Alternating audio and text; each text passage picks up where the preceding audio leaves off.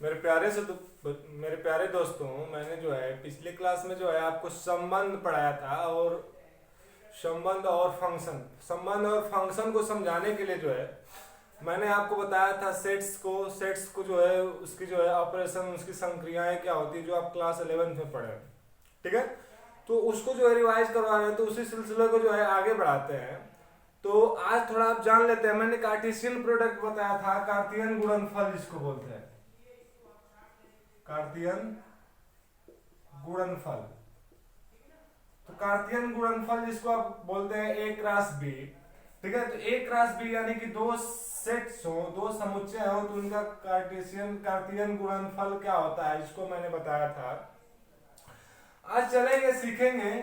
अगर तीन सेट्स हो तो उनका जो हम क्या करेंगे, तो कुछ नहीं करना है मेरे प्यारे प्यारे बच्चों।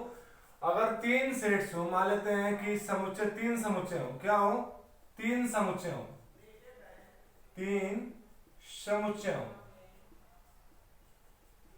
ठीक है, तीन समुच्चय हो, अगर उनका हमको क्रॉस प्रोडक्ट करना हो, जैसे कि मान लेते हैं एक ए हो, एक बी हो और एक सी हो, तो उसको क्या काम करेंगे, एक बार ए क्रॉस बी निकालेंगे और जो इसका ए क्रॉस बी का आएगा उसके बाद जो है इसके साथ जो है क्रॉस सी निकाल लेंगे, तो ये जो मेरा आ जाएगा तीनों का निकल जाएगा। चाहे इस तरीके से भी कर सकते हैं कि पहले बी क्रॉस सी कर लें, इसके बाद जो है इसके साथ ए निकाल लें, बात वही होगी। या इस तरीके से भी कर सकते हैं, ए क्रॉस सी कर लें, इसके बाद जो है क्या निकाल लें जी, बी निकाल लें। तो आपको समझ में आया होगा कि अगर तीन सेट्स हो, उनका मुझे जो है कार्तियन गुणनफल क्रॉस प्रोडक्ट निकालना हो, तो उसमें हम क्या काम करते हैं, कुछ नहीं, दो सेट्स का पहले क्रॉस प्रोडक्ट एक साथ निकालते हैं, फिर उस क्रॉस प्रोडक्ट के साथ तीसरे सेट का जो है क्रॉस प्रोडक्ट निकाल देते हैं, तो हमारा तीन सेटों में जो है क्रॉस प्रोडक्ट निकल जाता है। तो ये तो जाहिर सी बात थी, आसान सा चीज था, ये जो है एग्जाम में पूछता नहीं है आपको ज्यादा। ठीक है, तो संबंध समझने के लिए, संबंध को जो है, संबंध के सिलसिले को जारी रखने के लिए जो है आगे चलते हैं। तो आगे हम आज पढ़ते हैं उप समुच्चय। थोड़ा सा उप समुच्चय से परिचय कर लें, क्योंकि संबंध जो है उप समुच्चय से ही है। किससे है, उप समुच्चय से ही समझ में आता है अच्छे से। तो आज उप समुच्चय क्या होते हैं, जिसे हम सबसेट कहते हैं, उसको समझने का काम करते हैं। ठीक है, जिसको आप सबसेट कहते हैं, जिसको आप हिंदी में उप समुच्चय कहते हैं। क्या कहते हैं जी, उप समुच्चय। तो उप समुच्चय ग्रामर में पढ़े होंगे क्लास 11th में। ठीक है, जिसको आप सबसेट बोलते हैं। क्या बोलते हैं, सब सेट बोलते हैं। तो सबसेट क्या होता है मेरे प्यारे बच्चों, तो अगर सबसेट क्या होता है, इसके डिफिनीशन पे जाएं। क्या जाए, इसके डिफिनीशन पे जाएं, तो डिफिनीशन इस तरीके से कह सकते हैं, यदि दो समुच्चय जी इस प्रकार हो, इस प्रकार हो कि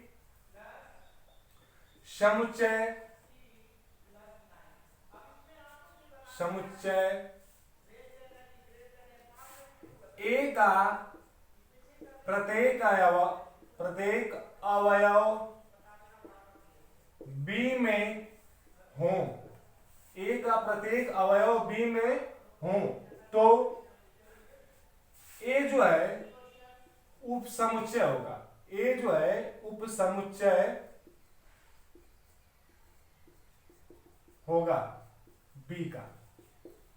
किसका, ए जो है बी का क्या होगा जी, उप समुच्चय होगा। या इस तरीके से लिख सकते हैं, बी का उप समुच्चय, बी का उप समुच्चय ए होगा। मेरे प्यारे दोस्तों, प्यारे प्यारे प्यारे दोस्तों, ध्यान दीजिएगा कि यदि दो सेट्स हो, दो समुच्चय हो, जैसे कि अगर एग्जांपल लेके समझाएं कि मान लेते हैं कि सेट ए जो है इस तरीके से है 1 2 3, और सेट बी जो है इस तरीके से है 1 2 3 4 5। तो सेट ए का जो है प्रत्येक अवयव देखें तो सेट बी में उपस्थित है, सेट बी में उपस्थित है। तो जब ए का जो है प्रत्येक अवयव बी में उपस्थित होगा, तो ए जो होगा उप समुच्चय कहलाएगा। क्या कहलाएगा जी, ए उप समुच्चय होगा बी का। किसका, बी का। और उप समुच्चय का खूब अच्छा सा प्यारा सा जो है एक चिन्ह है मेरे प्यारे बच्चों, उप समुच्चय का एक प्यारा चिन्ह इस तरीके से बनाते हैं, ठीक है। तो इस तरीके से भी लिख सकते हैं ए उप समुच्चय है बी का, किसका, ए उप समुच्चय है बी का, समझ में आया होगा आपको। तो इस तरीके से कह सकते हैं जब समुच्चय ए का जो है प्रत्येक अवयव बी में उपस्थित हो तो ए जो कहलाएगा बी का उप समुच्चय कहलाएगा। बी का क्या कहलाएगा जी मेरे प्यारे दोस्तों, उप समुच्चय कहलाएगा। तो ध्यान दीजिए, आगे चलते हैं।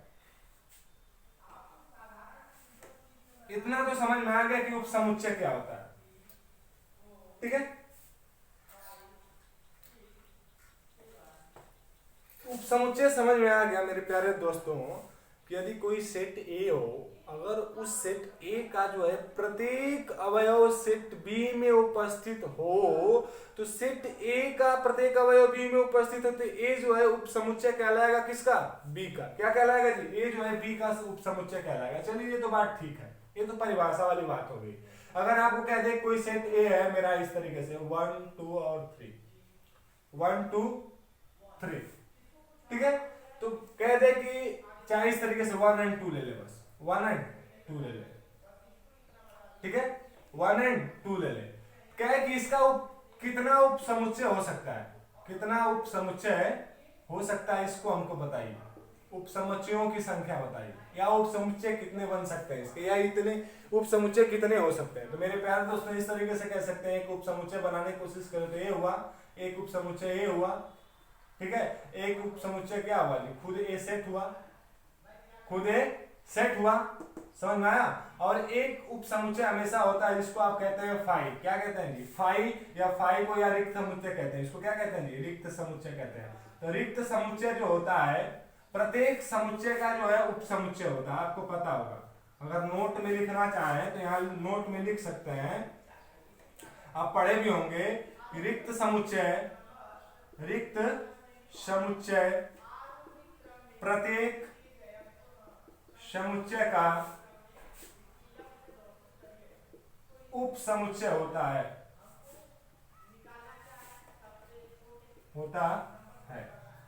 यानी जो रिक्त समुच्चय होता है, रिक्त समुच्चय को इस खाली ब्रैकेट से भी प्रदर्शित कर सकते हैं, या इस तरीके से फाई भी लिख सकते हैं, बस क्या लिख सकते हैं, फाई भी लिख सकते हैं। यानी ऐसा सेट जिसके कोई एलिमेंट ना हो, तो जब कोई एलिमेंट ना हो तो ये जो है प्रत्येक सेट का क्या होता है जी, उप समुच्चय होता है। प्रत्येक सेट का क्या होता है मेरे प्यारे बच्चों, उप समुच्चय होता है।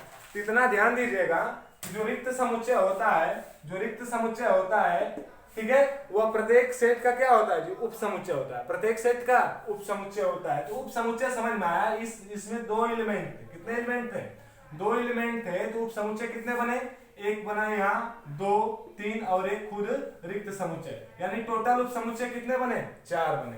अगर इस तरीके से अगर हम लिख दें आपको कि अगर कोई उप समुच्चय इस तरीके, कोई सेट जो है 1 2 3 इस तरीके से हो तो इसके कितने उप समुच्चय हो सकते हैं। तो अब मेरे प्यारे बच्चों ध्यान देंगे तो आप इसका उप समुच्चय बनाने की कोशिश करेंगे।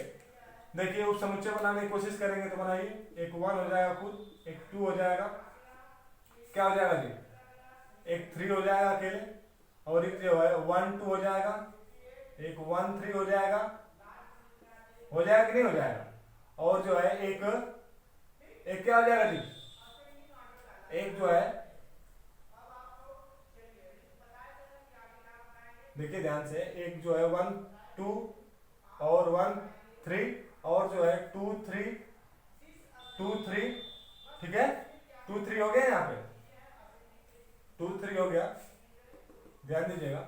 इसके बाद क्या हो जाएगा यहाँ पे मेरा 2 3 और एक खुद एक सेट हो जाएगा 1 2 3 और एक जो है 5, एक जो है 5 एक समुच्चय। तो कितने हो गए इसके, 1 2 3 4 5 6 7 8, कितने हो गए, 8। कितने हो गए मेरे प्यारे बच्चों, 8 हो गए। यानी इसके उप समुच्चय कितने हो गए, ध्यान दीजिए, यहाँ 2 एलिमेंट थे तो हमारे उप समुच्चय कितने बने, 1 2 3 4 बने। यहाँ 3 एलिमेंट थे तो कितने उप समुच्चय बने हैं, 1 2 3 4 5 6 7 8, कितने बने, 8 बने। कितने बने, 8 बने। तो ध्यान दीजिएगा, आपको जो है क्लास 11 में जो है, कक्षा 11 में जो है आपको बताया गया होगा उप समुच्चयों की संख्या फाइंड करना, उप समुच्चयों की संख्या, उप समुच्चयों की संख्या का फार्मूला बताया गया होगा 2 to the power n, 2 to the power n। n क्या है यहाँ पे, n जो है समुच्चय के अवयव की संख्या है, अवयव की संख्या है। जैसे कि यहाँ अवयव कितने थे, 3 थे ना, अगर 2 टू दी पावर 3 किए होते तो 2 इंटू 2 इंटू 2 आया होता, 2 दुना के 4 दुना के 8, यानी कि टोटल इस 3 अवयव वाले जो समुच्चय है इसका टोटल उप समुच्चय कितना बनेगा जी, 8। देखिए बना भी 1 2 3 4 5 6 7 8, कितना बना, 8 बना। तो उप समुच्चय समझ में आया होगा आपको कि उप समुच्चय क्या होता है। उप समुच्चय जो होता है, मैंने आपको डिफिनीशन भी लिखवाया है उप समुच्चय का, कि उप समुच्चय यदि ए और बी जो है दो सेट हों, यदि ए का जो है प्रत्येक अवयव बी में मिले तो ए जो कहलाएगा बी का उप समुच्चय कहलाएगा। यदि उप समुच्चय बनाया किस तरीके से जाता है, अभी आपको अभी हमने दिखाया यहाँ पे, और उप समुच्चयों की टोटल संख्या कितनी होती है आपको मैंने यहाँ निकालना भी सिखाया। इस तरीके से एक और एग्जाम्पल लेते हैं, आपको सिखाने के लिए, ठीक है, ठीक है। और एग्जांपल लेते हैं, मान लेते हैं कि अगर सेट ए दिया हो, ए बी सी हो इस तरीके से, तो इसके उप समुच्चय बनाना हो तो किसे बनाएंगे। तो मेरे प्यारे दोस्तों, उप समुच्चय बनाने के लिए कुछ नहीं करते हैं, आपको 11 में बताया गया है। एक बार रिलेशन समझाने के लिए थोड़ा सा उप समुच्चय को बता रहे हैं, समझा रहे हैं, क्योंकि इसी के आधार पे जो हम रिलेशन को समझेंगे, ठीक है। इसके बाद जो है अब देखिए, अकेले ए को ले ले, एक एलिमेंट इसका ए भी तो है, इसका टोटल जो है आया जो है इसमें मिलेगा, यानी ये एक उप समुच्चय ए भी हो गया। एक ए भी लिख सकते हैं, एक जो है ए भी लिख सकते हैं ना जी। अकेले अकेले तीनों जो है क्या कहलाएगा जी, उप समुच्चय हो गया। या इस तरीके से आप लिख सकते हैं, ए और बी अगर एक साथ ले लें तो ये भी तो एक उप समुच्चय कहलाएगा ना जी, ए और बी। या एक ए और बी हो गया, चाहे ए और सी ले ले, क्या ले लें जी, ए और सी ले लें, ठीक है। ये भी तो ए और सी का टोटल है इसमें, यानी यह जो है इसका उप समुच्चय कहलाएगा, ठीक है। और एक जो है क्या कहलाएगा जी, एक खुद जो है यह पूरा हो जाएगा, ए बी सी पूरा टोटल खुद, समझ में आया आपको। और जो है देखिए बी और सी छूट गया है, और एक खुद है, और एक जो है फाई, एक दो फाई, यानी जिसको रिक्त समुच्चय कहते हैं, क्योंकि रिक्त समुच्चय जो होता है सबका एक क्या होता है जी, एम्प्टी सेट कहते हैं इसको।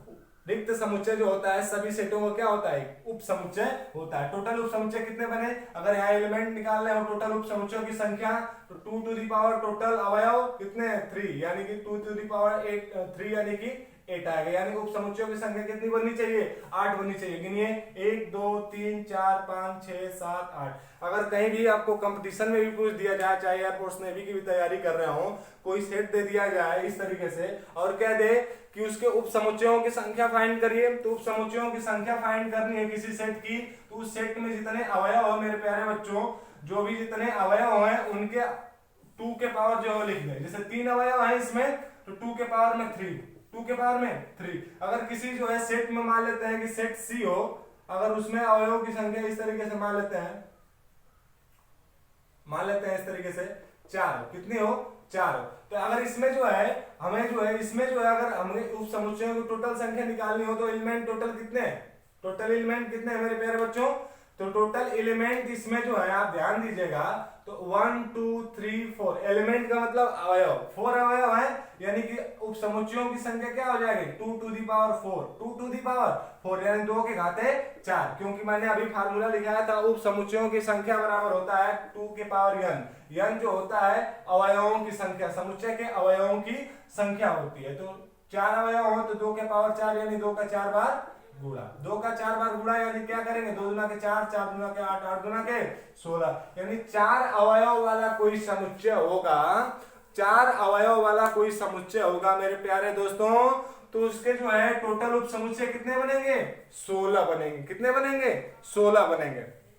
इतना तो आपको समझ में आ गया, ठीक है। तो यानी उप समुच्चयों की संख्या का फार्मूला आप फाइंड कर लिए, उप समुच्चय आ गया। चलिए आप चलते हैं आगे, कुछ और सिखाते हैं, थोड़ा सा रिलेशन का आपको परिचय कराते हैं। रिलेशन में आप प्रवेश कर ही लिए धीरे धीरे। अगर मेरे प्यारे बच्चों ध्यान दीजिएगा, अगर आपको जो है हम क्रॉस प्रोडक्ट कल करवाए थे पिछले क्लास में, अगर जो है अगर ए बराबर जो है 1 2 3 हो, अब बी बराबर क्या हो, ए और बी हो, तो ए क्रॉस बी मैंने निकालवाया था आपको, ए क्रॉस बी। तो ए क्रॉस बी कैसे करते थे आपको, अगर ए पहले है तो ए का अवयव पहले लेते थे और बी का अवयव बाद में लेते थे, बी का अवयव बाद में लेते थे, यानी ए इस तरीके से।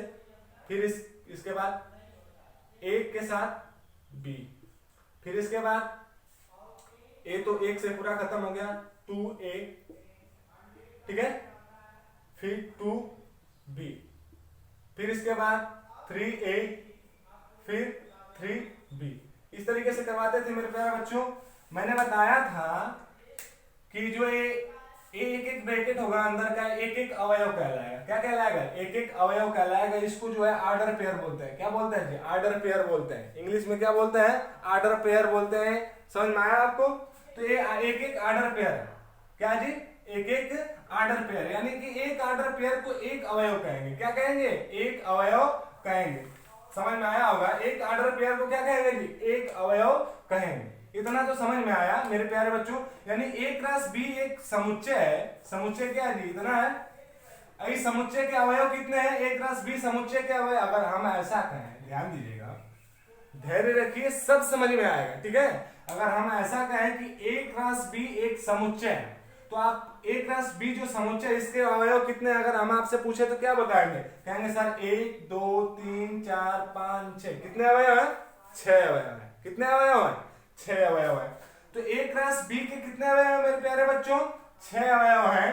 तो अगर हम यहाँ कहना चाहें कि 6 अवयव है, तो ए क्रॉस बी के जो है टोटल उप समुच्चय कितने बन सकते हैं, टोटल उप समुच्चय कितने बन सकते हैं? तो आप कहेंगे सर 6 अवयव है, तो 2 टू द पावर 6 यानी 2 के पावर 6, और 2 के पावर 6 का करेंगे तो आएगा 64। यानी इसके उप समुच्चयों की संख्या कितनी होगी, 64 होगी। यानी उप समुच्चय लिखना चाहें तो कितने उप समुच्चय लिख सकते हैं, 64 लिख सकते हैं, ठीक है। तो अगर मेरे प्यारे बच्चों 64 उप समुच्चय लिख सकते हैं, तो उप समुच्चय को अभी तो हम समझाएं कि उप समुच्चय होता क्या है। अगर मान लेते हैं कि एक जो है मेरा इस तरीके से, इसमें से एक उप समुच्चय लिखें। मान लेते हैं कि एक 1a और 2b हो गया, 1a और 2b हो गया, ठीक है। एक मान लेते हैं, मैंने लिखा 1a 1b और 3a, मैंने ऐसा लिख दिया, ठीक है।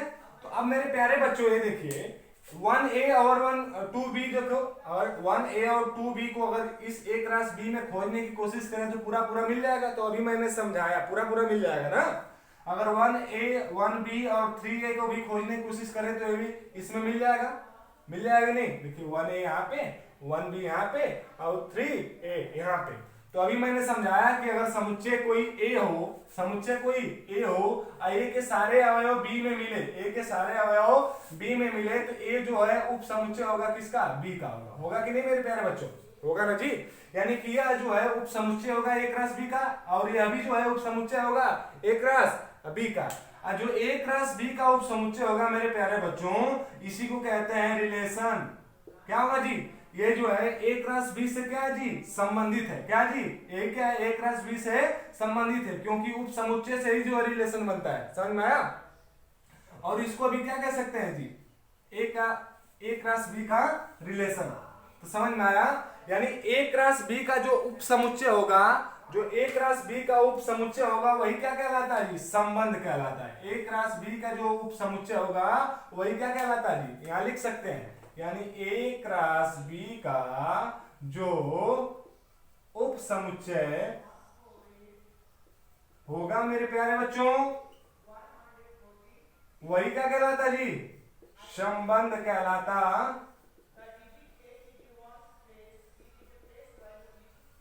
ठीक है। अगर संबंध यहां निकालने की कोशिश करें तो ए क्रॉस बी का जो है उप समुच्चय जितने भी प्राप्त होंगे, ए क्रॉस बी के जो है उस समुच्चय जितने भी प्राप्त होंगे कि क्या कहलाएंगे जी, संबंध कहलाएंगे। क्या कहलाएंगे, संबंध कहलाएंगे। तो तुरंत आपके दिमाग में क्वेश्चन आ रहा होगा मेरे प्यारे बच्चों, यही आ रहा होगा कि ए क्रॉस बी के टोटल उप समुच्चय कितने हो सकते हैं सर, 64। यानी ए क्रॉस बी के टोटल संबंध कितने लिखे जा सकते हैं, जितने उप समुच्चय उतने संबंध जितने उप समुच्चय उतने संबंध, यानी टोटल ए क्रॉस बी के संबंध कितने लिखे जा सकते हैं? 64 लिखे जा सकते हैं। ठीक है, तो 64 तो यहाँ लिख नहीं सकते हैं, 64 तो यहाँ लिख नहीं सकते हैं, मेरा पूरा बोर्ड भर जाएगा तभी 64 नहीं लिख पाएंगे, 64 इसका उप समुच्चय नहीं लिख पाएंगे। इतने जो है पहले तो नहीं हुए हैं कि 64 जो है उप समुच्चय हम लिखे यहाँ पे। तो कुछ उप समुच्चय दिया रहेगा यहाँ पे, जैसे कि यहाँ पे दिया है ए क्रॉस बी के जो है उप समुच्चय दिया है 1a 2b 1a 1b 3a। ये जो है ए क्रॉस बी के उप समुच्चय है, तो ए क्रॉस बी का जो उप समुच्चय है क्या कहलाएगा जी? ए क्रॉस बी से भी इसका रिलेशन है, ए क्रॉस बी से भी इसका क्या है जी? रिलेशन है, संबंध है। तो मेरे कहने का मतलब यही है मेरे प्यारे दोस्तों कि जो भी ए क्रॉस बी का जो उप समुच्चय होगा वही क्या कहलाएगा जी? ए क्रॉस बी का जो होगा संबंध कहलाएगा। यानी ए क्रॉस बी के टोटल जितने उप समुच्चय होंगे उतने ही ए क्रॉस बी के क्या होंगे जी? संबंध हो सकते हैं। अब जैसे समझाने की कोशिश करें, अगर अब कहेंगे सर 64 संबंध कैसे हो सकता है? 64 संबंध कैसे हो सकता है? ए क्रॉस बी का जो है 64 संबंध कैसे हो सकता है? क्योंकि उप समुच्चय की संख्या 64 हुई। तो अगर अभी रियल लाइफ में लेना चाहें, रियल लाइफ में सीखना चाहें, चलिए एक रियल लाइफ में लेते हैं। ठीक है, एक एग्जांपल लेते हैं रियल लाइफ का। ठीक है, देखिए यहाँ बीच में दीपिका पादुकोण को तो सब जानते होंगे, चलिए दीपिका या रणवीर सिंह, अरे यार रणवीर कपूर। ठीक है, या इस तरीके से ले सकते हैं। देखिए दीपिका पादुकोण और रणवीर सिंह की बात करें तो हस्बैंड वाइफ है इस समय, है कि नहीं है? है ना भैया, है ना। और दीपिका और रणवीर कपूर की बात करें तो पहले एक्स रह चुके हैं लोग, क्या रह चुके हैं? एक्स रह चुके हैं, एक्स। ठीक है, तो एक्स रह चुके हैं, तो दीपिका पादुकोण के कितने संबंध हुए? देखिए एक रणवीर सिंह से, ठीक है, और एक इससे भी रणवीर कपूर से भी थे। और दीपिका पादुकोण का जो है बात किया जाती, इसके पिता से भी संबंध होगा, पुत्री का हो सकता है कि नहीं? इसके माता से भी संबंध होगा कि नहीं होगा? अगर इसके कोई और फ्रेंड हो सकते हैं कि नहीं? तो यह एक पर्सन है, इसका कितने लोग से रिलेशन हो सकता है? देखिए रियल लाइफ में भी बहुत सारे रिलेशन हो गए कि नहीं हो गए? तो इसी तरीके से जो है मैथ में भी जो है संख्याओं का रिलेशन होता है, जैसे कि अभी सिखाएं अभी, तो 2 का जो है रिलेशन 4 से किस तरीके का है? तो आप कहेंगे जो 2 का स्क्वायर करेंगे तो 4 आएगा, 2 का स्क्वायर करेंगे तो 4 आएगा। या तो कहेंगे कि 4 का जो है अगर हम अंडर रूट करेंगे तो क्या आएगा? 2 आएगा कि नहीं आएगा? इसी तरीके जैसे रियल लाइफ में हमारे बहुत सारे प्रकार के जो है रिलेशन हो सकते हैं, जैसे कि यहाँ पे पुत्री का हुआ, यहाँ पति का हुआ, पति पत्नी का हुआ, यहाँ एक्स का हुआ कि नहीं हुआ? इसी तरीके से फ्रेंड का भी हो सकता है। तो जैसे रियल लाइफ में रिलेशन होते हैं, सेम मैथ में भी मेरे प्यारे बच्चों ऐसा ही होता है, सेम मैथ में भी होता है ऐसे ही। तो फील करिए, ठीक है, फील करेंगे रिलेशन समझ में आ जाएगा।